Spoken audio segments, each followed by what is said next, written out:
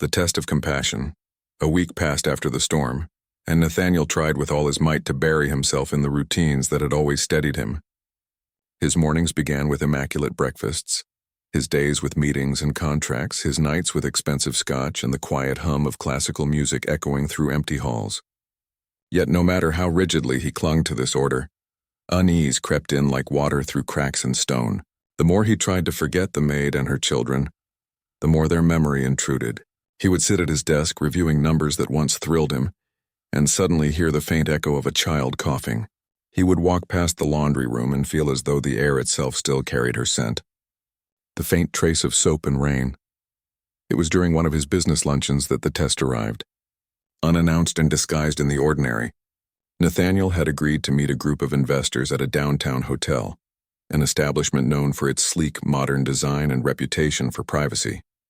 He arrived in his usual style, chauffeured car, tailored suit, the kind of presence that commanded respect before he even spoke. The meeting went as planned at first, handshakes, polite banter, the exchange of figures and forecasts. Yet halfway through, just as the main course was served, a commotion erupted in the corner of the dining room. A child's sharp cry broke the atmosphere, drawing disapproving glances from the patrons. Nathaniel turned his head and the world seemed to shift beneath him. Across the room, a young woman stood with a baby in her arms and a toddler tugging at her sleeve. Her uniform was different, a plain apron over a modest blouse, but there was no mistaking her. Maya Williams. She was balancing a tray of drinks in one hand while trying to soothe her child with the other. Her face pale from exhaustion, but her movements precise. The toddler, it seemed, had stumbled and scraped his knee while waiting quietly near the service station. His cry echoed through the elegant room, raw and unfiltered, clashing with the muted clink of silverware. Maya knelt swiftly, murmuring words of comfort, her hand steady even as she balanced the baby against her chest. The scene was painfully familiar, almost a mirror of that night in the laundry room, except now it unfolded under the judgmental eyes of strangers.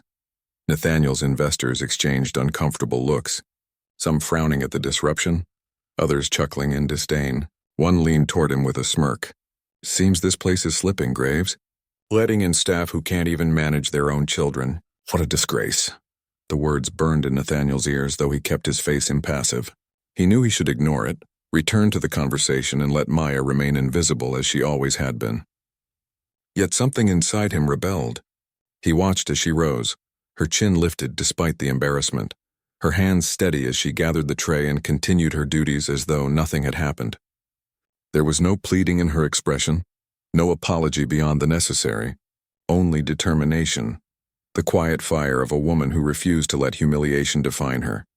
For the remainder of the luncheon, Nathaniel found his focus fractured. His investors spoke of profits, of mergers, of opportunities, but his eyes drifted back to Maya each time she moved across the room. He noticed the weariness in her step, the fraying hem of her apron, the way she shifted the baby carefully each time she bent to clear a table. He noticed, too, how she smiled faintly at her children even as she worked, as though to shield them from the weight she carried. It unsettled him more than he cared to admit. When the meeting concluded, his companions departed with hearty handshakes and promises of future profits. Nathaniel lingered, his gaze fixed on the corner where Maya now sat with her children during her brief break. She offered them small portions of bread from her own meal, her eyes soft as she watched them eat. Something about the simplicity of the scene struck him harder than any negotiation ever had. For all his wealth, all his power, he had never known the strength it took to smile while giving away the only food you had. Against his own better judgment, Nathaniel rose and crossed the room. Maya looked up as he approached, her eyes widening in shock. She did not stand or speak immediately, as though uncertain whether he had come to scold her again. He stopped a few feet away, his voice measured but lower than before. "You work here now." Her lips parted slightly, then pressed together.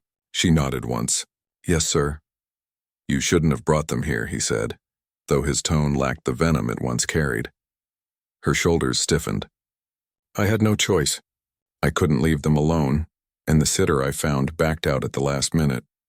The manager was kind enough to let me keep them in the corner as long as they stayed quiet. I'm doing my best." The words were steady, but Nathaniel heard the exhaustion beneath them. He looked at the children, the toddler staring at him with wide, curious eyes, the baby coughing softly against his mother's chest. That sound again pulling at him like a chain. His jaw tightened. For a moment he said nothing, torn between pride and something else he could no longer name. Finally, he turned without another word, striding out of the restaurant. Yet as he slid into the back of his waiting car, his reflection in the tinted glass unsettled him. For the first time in years, Nathaniel Graves had walked away from a deal without feeling victorious. Instead, he felt conflicted, as though he had left behind something more valuable than profit. That night, back at the mansion, he sat in his study staring into the fire. He replayed the scene again and again, Maya kneeling beside her crying child, her face pale yet determined, her refusal to collapse under the weight of judgment. He thought of his investors' scornful words, their laughter at her expense, and for the first time he wondered if he had more in common with them than he wished to admit. The thought sickened him. The test had come, unexpected and uninvited, and though he had not failed outright, neither had he succeeded.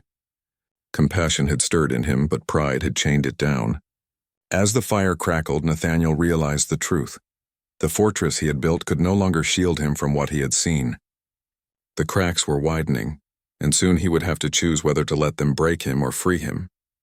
Maya eventually managed to secure temporary work at a laundromat on the rougher side of town. It was not steady employment, only cash in hand when shifts opened up. But it was something, and something was more than nothing. Each day she carried her children with her, strapping the baby into a worn sling across her chest while her toddler sat quietly with coloring books she had salvaged from a thrift shop.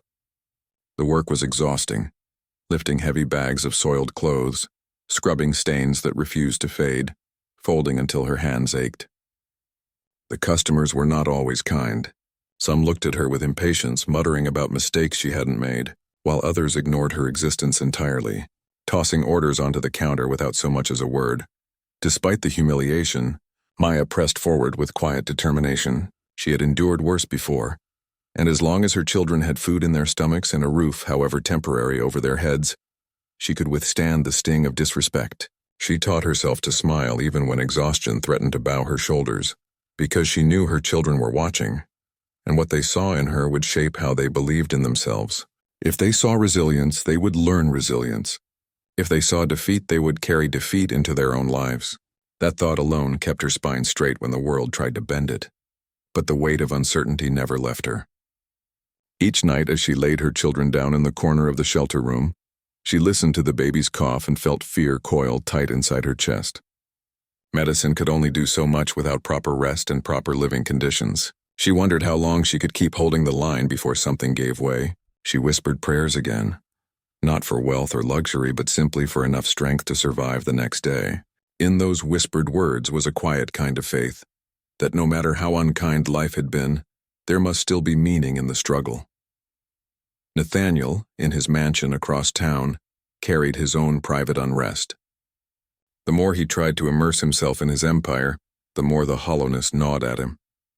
Each day he awoke to perfection, polished marble, gleaming chandeliers, staff who carried out their duties with flawless precision, yet none of it satisfied him. He walked through the halls of his home and felt only emptiness echoing back at him.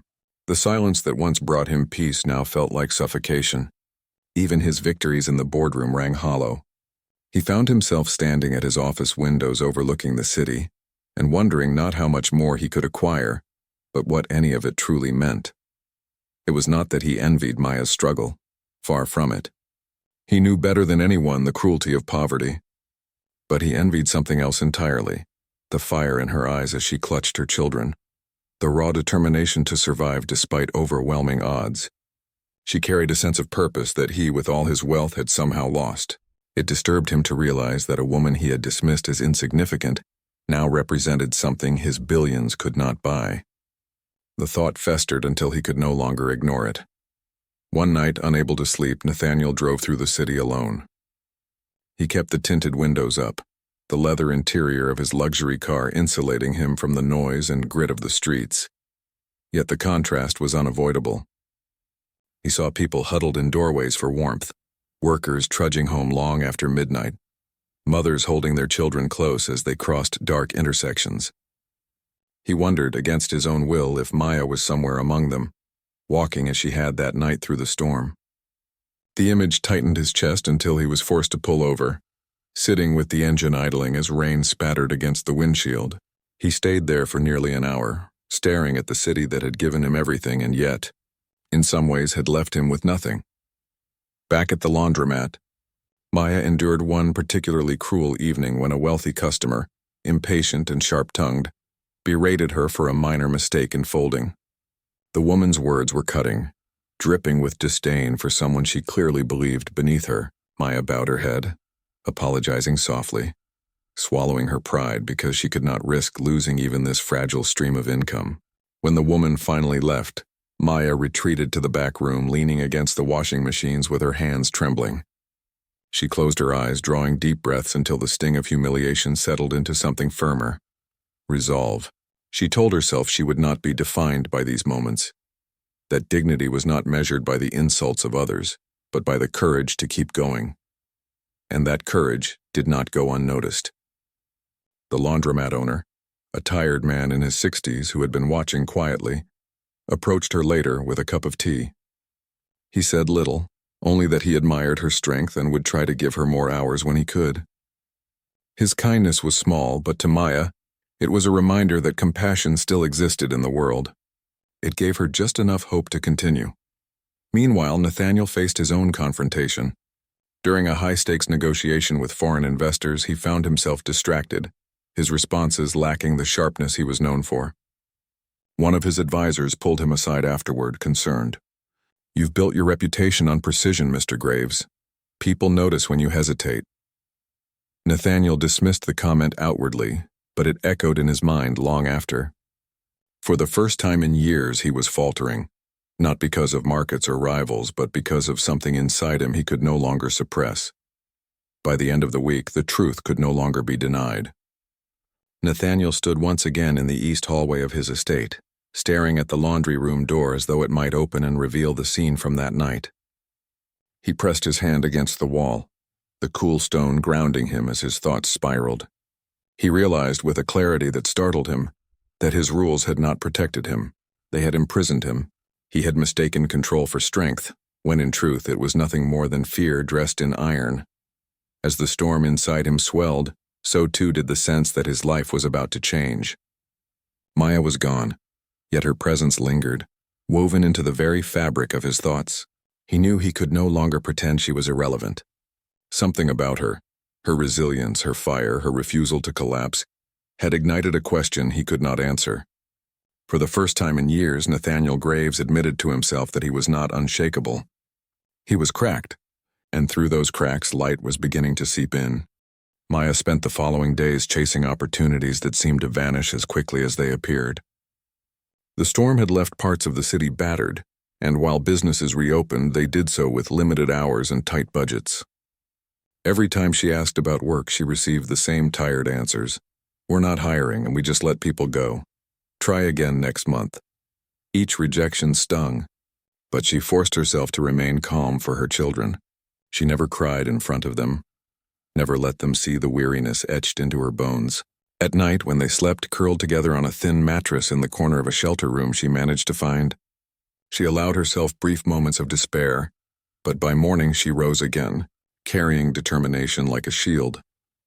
The baby's cough remained stubborn, and each time it tore through the silence, Maya felt fear gnaw at her heart. The free clinic offered her a prescription, but even with the small discount, the medicine strained what little money she had left. She paid for it anyway, sacrificing meals of her own to stretch the remainder. Hunger became a quiet companion she ignored because the sight of her children eating was enough to sustain her will. She repeated the same promise to herself each day, that their suffering would not be permanent, that somehow she would carve a path through the merciless landscape of poverty and uncertainty. On the other side of the city, Nathaniel's days carried on with all the precision of a man who had designed his life like a machine. Meetings filled his schedule, contracts demanded his signature, and the markets rewarded his unyielding strategies. From the outside, nothing seemed amiss. Colleagues and rivals alike saw only the polished facade of the billionaire who never faltered. Yet inside, a quiet dissonance grew louder with each passing day. He noticed it in the way food tasted, bland, unsatisfying, no matter how finely prepared. He noticed it in the silence of his mansion at night, a silence that had once comforted him but now pressed heavily against his ears. Even his victories in business, which had once thrilled him, now felt hollow, as though he were climbing ladders that leaned against walls leading nowhere. The faces on his video calls blurred into sameness, their congratulations shallow, their laughter brittle. For the first time, Nathaniel Graves began to feel the weight of his own emptiness. One evening he attended a charity gala, the kind of event he rarely enjoyed but often supported for the sake of reputation. The ballroom glittered with chandeliers, gowns, and tuxedos, a sea of wealth and ambition. Conversations buzzed around him, shallow pleasantries about investments, luxury travel, and who had recently joined what board. Nathaniel moved through it all like a ghost, polite but detached, his mind far from the clinking glasses and false laughter. At one point, an acquaintance, a fellow tycoon known for his ruthless acquisitions, clapped him on the shoulder. "Graves, you've done it again." That Zurich deal was masterful. "Tell me, what's the secret? How do you keep winning while the rest of us fight tooth and nail?" Nathaniel gave the expected response, something about discipline and focus, but as he heard his own words, they felt like lines from a script he no longer believed in. He excused himself soon after, stepping outside onto the balcony where the night air was sharp and cool. He looked out over the city, its lights stretching endlessly, each one representing a life, a story, a struggle. Somewhere among them, he imagined, Maya was fighting to keep her children safe. The thought unsettled him, as though invisible threads tied his conscience to hers despite all his efforts to sever them. The cracks in his perfection widened further the next morning, when Mrs. Caldwell, ever discreet, approached him with quiet resolve. She placed a file on his desk, filled with maintenance reports and schedules.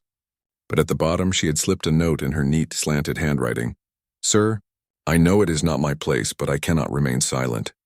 Maya Williams was a good worker. She struggled, but she never complained.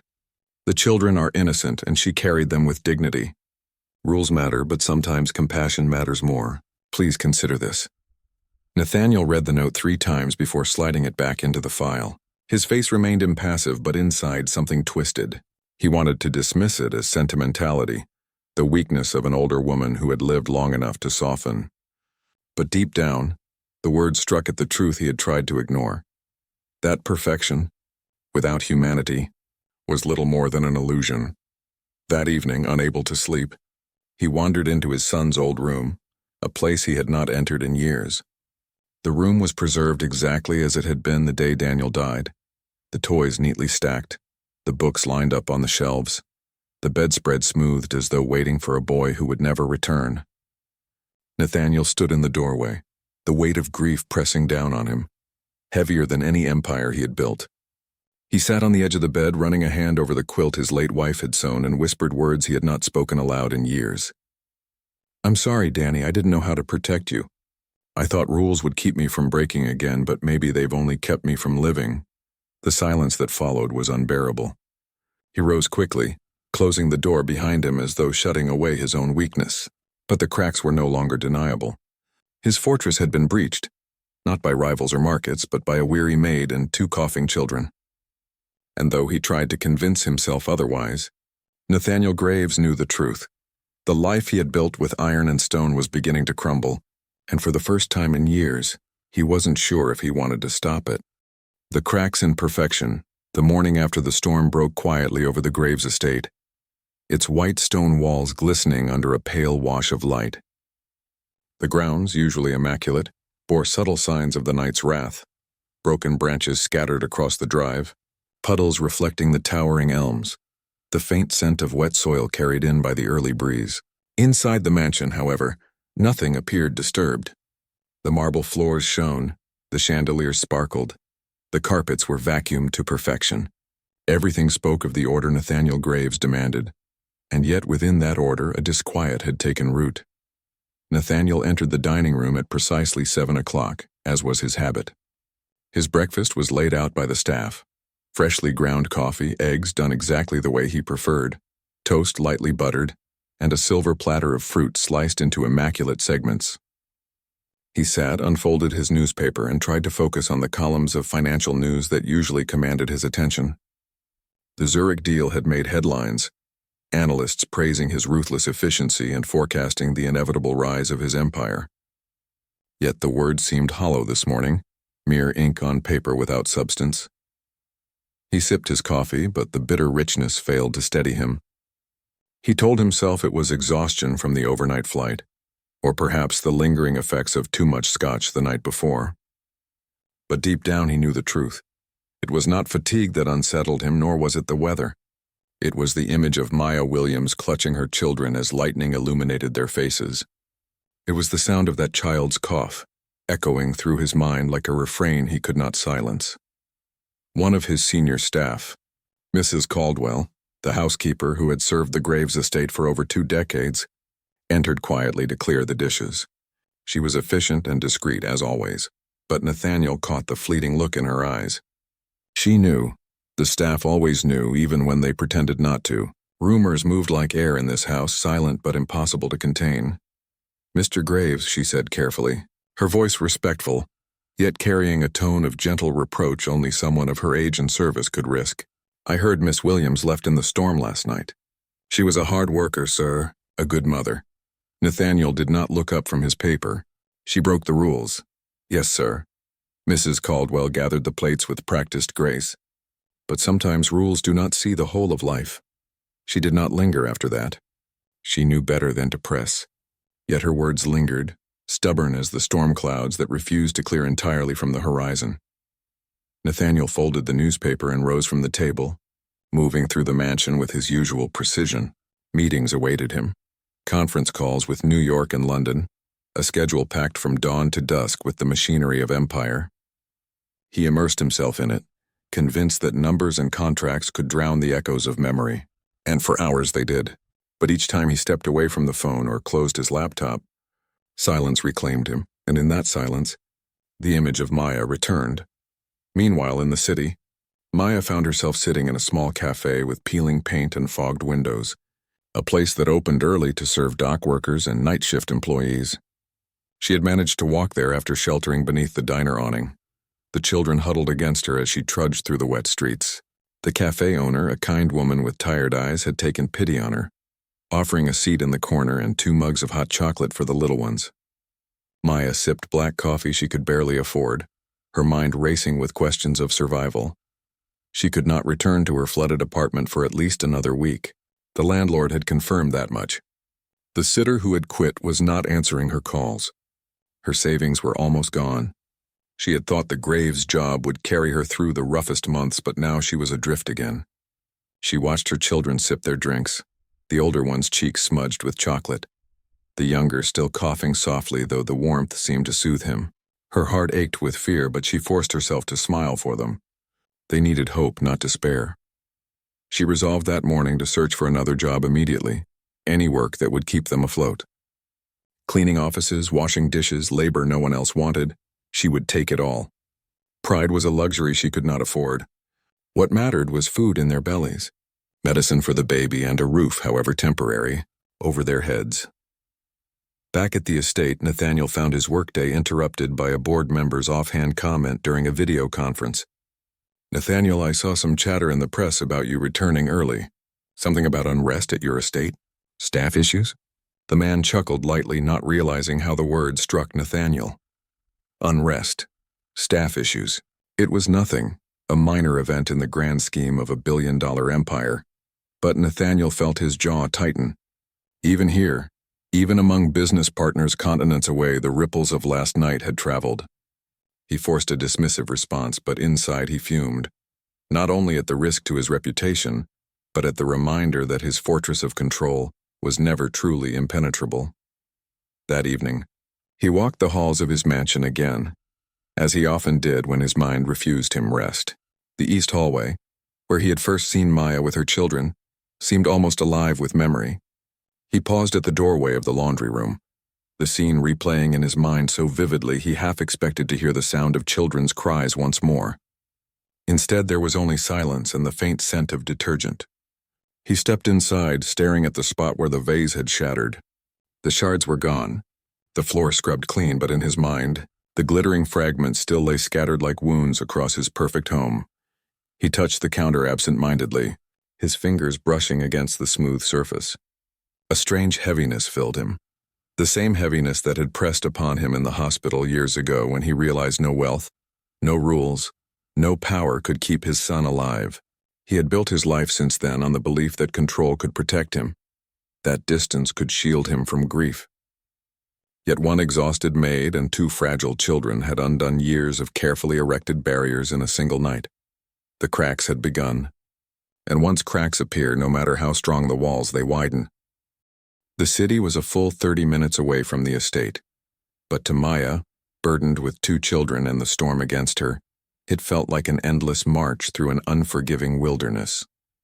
The rain was no longer a gentle drizzle but a steady biting torrent that plastered her hair to her face and soaked the thin fabric of her uniform until it clung like a second skin.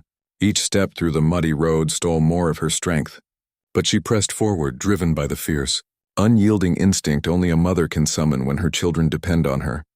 The toddler in her arms had finally fallen asleep against her shoulder, his exhaustion overriding his discomfort. But his small body trembled with every gust of cold wind. The infant stirred weakly in her arms, his cough worsening, his breath shallow and uneven. Panic knifed through her heart with each sound, but she forced her face to remain calm, whispering lullabies through chattering teeth, praying that her voice alone could create a fragile sense of safety for them. She thought bitterly of the irony. For months she had scrubbed floors and polished silver in that mansion, moving quietly and obediently, never once breaking the rules, always careful to show respect and gratitude for the work. She had believed that Nathaniel Graves's estate, with its walls of stone and its endless hallways, represented stability.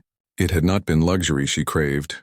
She did not dream of chandeliers or velvet curtains, but rather the security of a paycheck that came on time and allowed her to feed her children.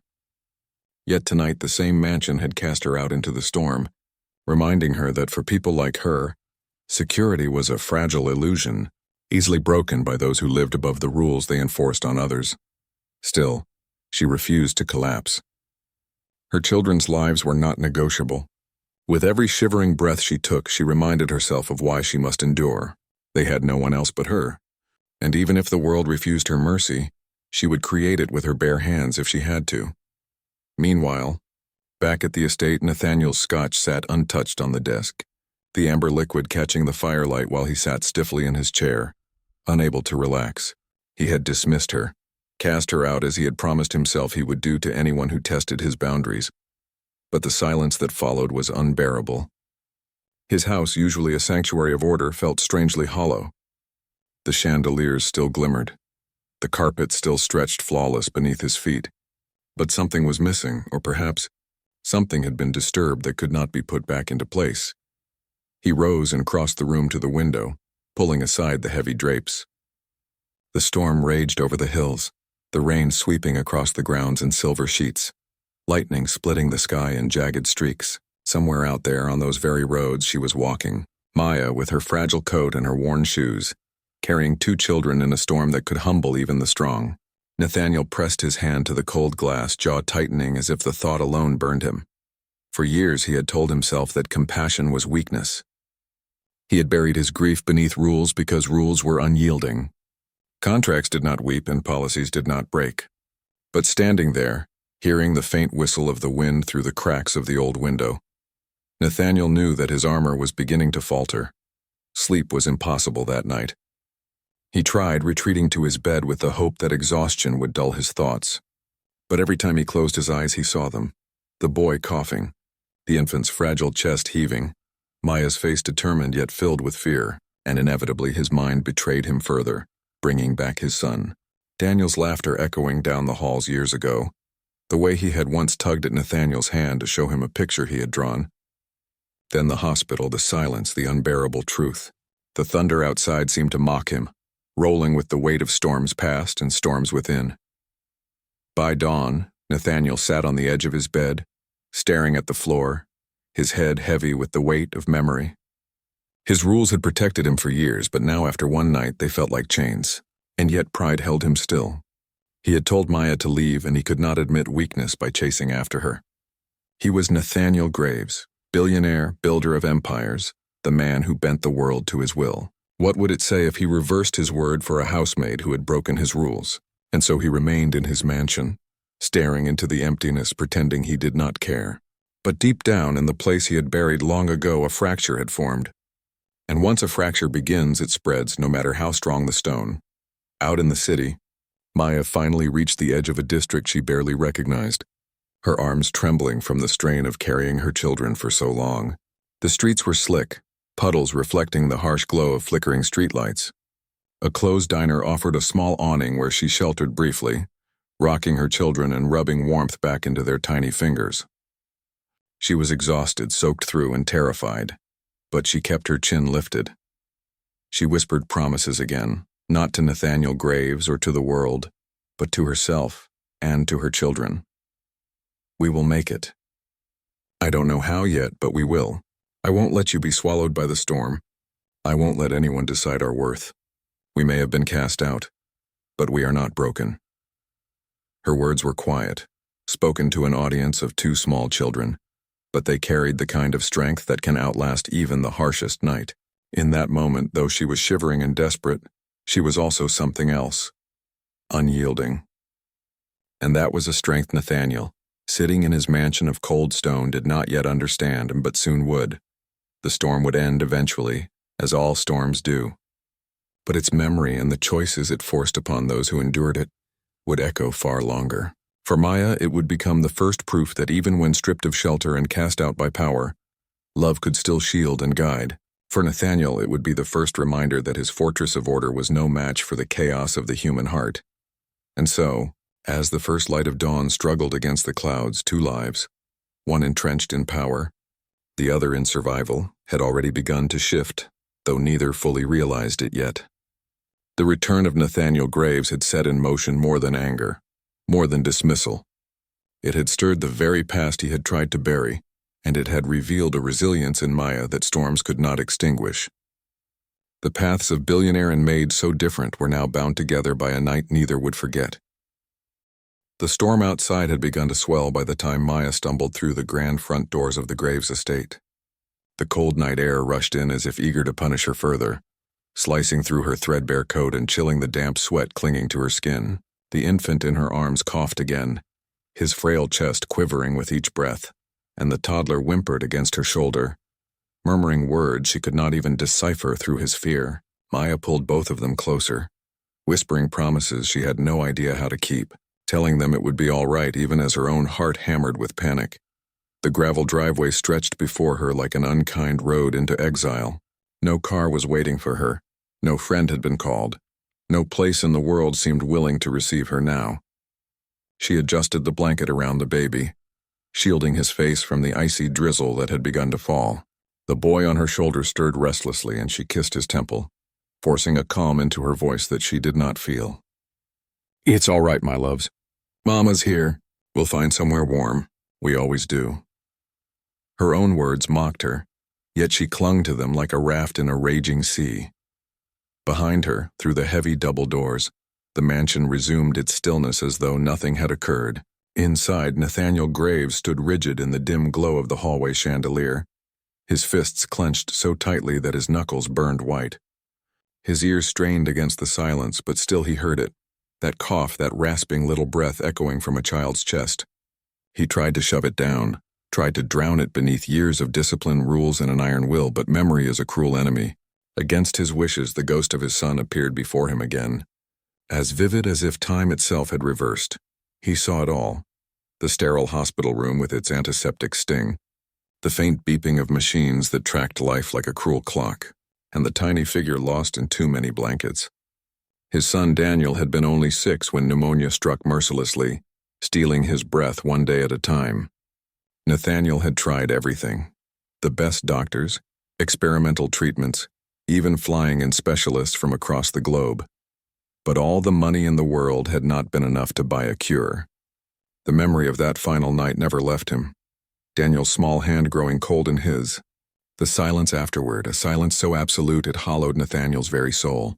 And now, years later, in the same house, another child's cough had dragged him back to that unbearable place. He paced the hallway like a caged lion, his breath sharp, his heart aching against the armor he had forged.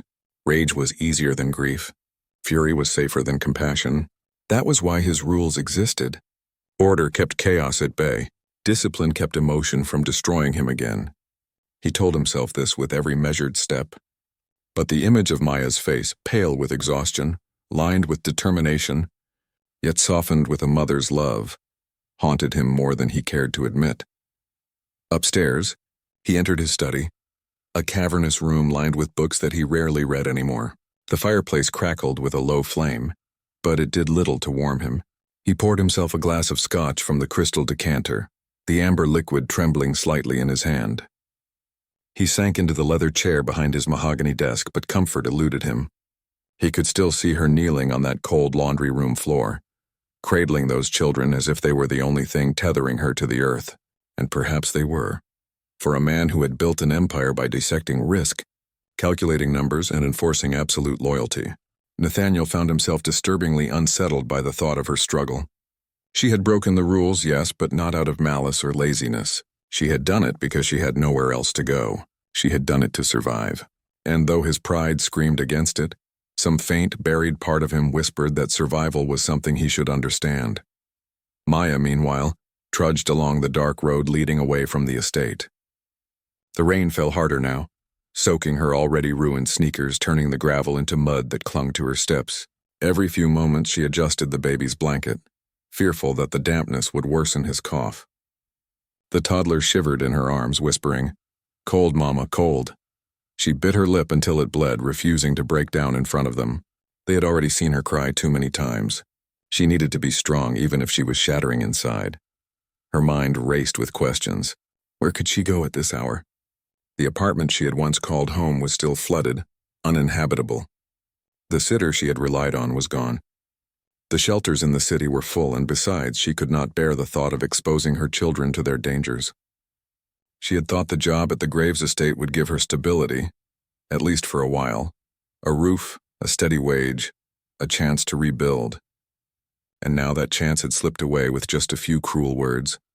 The rain blurred her vision, though whether from tears or the storm she could not tell. Still, she pressed forward one step at a time, whispering prayers into the night. She prayed for warmth, for mercy, for the strength to carry her children through this darkness.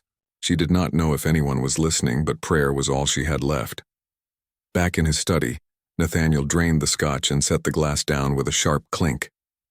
He leaned back in his chair, staring at the ceiling as the storm battered against the windows. His mind replayed the scene again and again, but no matter how many times he told himself she was gone and it was better this way, unease gnawed at him. For the first time in years, he felt the unsettling sensation of doubt. What if the child's cough grew worse tonight? What if those two fragile little lives, so dependent on their exhausted mother, were swallowed by the merciless storm outside? He shook his head, trying to banish the thought. It was not his responsibility. He had drawn the line clearly, no dependents, no exceptions. Compassion was a liability. He had learned that lesson brutally once, and he would not repeat it. And yet, as the fire crackled and the rain fell, Nathaniel Graves, a man who had conquered boardrooms, humbled competitors, and commanded respect across continents, sat alone in his mansion and realized something terrifying. For all his wealth, all his power, and all his rules, he was not at peace. Instead, he was haunted, not only by the ghost of a son he could never bring back, but now by the image of a mother and her children walking into the night with nowhere to go. The storm outside raged louder, but inside Nathaniel's chest a quieter storm was beginning, one that would not be so easily silenced. The return. The black limousine cut through the fog-draped hills like a knife through silk, its glossy frame reflecting the pale silver of the moonlight. Nathaniel Graves sat in the back seat, staring blankly out of the tinted window, though his mind wasn't on the sweeping view of the countryside. His thoughts, like the night itself, were heavy, turbulent, and unwilling to be contained. He hadn't planned to come back tonight. His business trip to Zurich had ended earlier than expected. The deal with an international tech conglomerate signed faster than his advisors anticipated. He could have stayed abroad, could have taken the scenic route home by stopping in Paris or Dubai as he often did. But something pulled him back, a force he didn't understand and didn't care to explain. His estate loomed ahead, a sprawling Georgian mansion built with white stone and shadowed by towering elms. For years it had stood as his fortress, a monument to wealth, control, and order. And yet, as the car rolled down the winding driveway, Nathaniel felt something stir uneasily in his chest. The driver eased to a stop before the east entrance. Nathaniel adjusted his cufflinks, platinum, custom-made, engraved with his initials, and stepped out into the chilled night air. His shoes clicked sharply against the marble steps as he entered the house, his presence radiating authority even in silence. Inside, everything was as he demanded, polished, gleaming, pristine. The chandeliers cast their crystalline light over spotless floors. Not a vase was out of place, not a rug's fringe unaligned. Perfection, as always, or so it seemed. A sound broke the stillness. Not the hum of the central heating, not the whisper of the night wind against the windows. Something else soft, uneven, fragile, crying. Nathaniel froze. It wasn't possible. His estate was not a place for noise, least of all the raw, unpolished sound of children's tears. Every staff member knew the rules. Rules he had written himself with ruthless precision. No children. No family entanglements. No chaos. He strode quickly through the east hallway, his steps echoing like a judge's gavel. The sound grew louder, drawing him toward the laundry room. His hand pushed the door open, and the scene before him brought him to a halt as though the ground had disappeared beneath his feet. On the tiled floor, huddled in the corner, sat Maya Williams, the young woman he had hired 7 months ago as a housemaid. Her brown hair was loose and tangled, her uniform damp and wrinkled. Dark shadows ringed her tired eyes, and her hands were roughened by hours of scrubbing and polishing. But none of that struck him as much as what she held. 2 children. A toddler clung to her shoulder, his face buried in her neck, whimpering softly. In her lap lay an infant, bundled in a frayed blanket, coughing with a weak, rattling breath. For a long moment, Nathaniel could only stare. The sight felt like a slap to everything he had built, everything he stood for. Order, discipline, boundaries. This chaos had no place in his home. His voice exploded from his chest before he even realized he was speaking. What the hell is this? Why are these filthy kids in my house? The words struck Maya like thunder. She flinched violently, her arms tightening protectively around her children. Her eyes widened with terror as they met his, recognition dawning. Nathaniel Graves, billionaire, master of this estate, the man feared by every servant who whispered of his rules. She scrambled for words. "Sir, please, I can explain." Nathaniel's jaw clenched. He pointed at the children with a trembling hand, his voice a whip of anger. "You brought them in here? Into my home? Do you have any idea what you've done? This is not a shelter. This is not a motel where you can drag your mess into my house. You knew the rules." Maya's lips parted, but no sound came. Tears welled, though she fought desperately to hold them back. She rocked the infant, whispering faintly, trying to soothe his cough, though her own hands shook. "Sir, I'm sorry," she said at last, her voice breaking. "Please, their sitter quit this morning. And my apartment," she swallowed hard. "My apartment flooded 2 nights ago. I had nowhere to take them. I thought if I just kept them close quietly, no one would notice. I couldn't miss my shift. The house needed to be ready for tomorrow's guests." Her explanation only fanned the flames of his fury. "Don't insult my intelligence," he snapped. His eyes scanned the room. The damp puddle near the washing machine, the frayed blanket caught in the door. A fragile illusion of order shattered. "You've contaminated my house with this chaos. Crying, filth, God knows what diseases. Do you have any idea what that washing machine costs? And you dare tinker with it, trying to fix it yourself? You are not paid to fix things. You are not paid to drag your life into my world. You've ruined everything." Maya's face crumpled, her voice a trembling whisper. "I didn't want to break the rules. I just wanted to keep working. I needed one night. Just one, please." But Nathaniel wasn't listening. His anger reached blindly for an outlet. His hand struck the counter, and the fragile vase perched there toppled to the floor, shattering into 100 glittering shards. The infant screamed at the sound, the toddler burying his face deeper in his mother's shoulder. Maya pulled her legs up, shielding them from the shards, her breath ragged. Nathaniel's voice dropped, cold and venomous. "Get them out of here. You're fired." The words fell heavy, final. Maya's breath caught. Her lips parted as if to plead, but nothing came. Only silence. Only the broken glass between them, the crying of children echoing in a house built for silence, and yet As Nathaniel turned to leave, something snagged at him. A sound, the infant's cough. Weak, rattling, painfully familiar. For the briefest moment, the image before him dissolved, replaced by a memory. A small boy in footed pajamas, curled on a hospital bed 5 years ago. Lips blue with pneumonia, a silence that had hollowed Nathaniel's world. He staggered internally, though his face remained a mask of steel. His voice cracked faintly, but he forced the venom back into it. No exceptions, no dependents. You signed the contract, and now you've signed your exit. Maya clutched her children tighter, tears finally spilling, but she did not beg again. She only nodded faintly, broken yet dignified, and began gathering what little she had. Nathaniel left the room, his footsteps echoing in the silence. But the sound of that cough lingered. The ghost of it clung to him as he ascended the grand staircase, as if the house itself would not let him forget.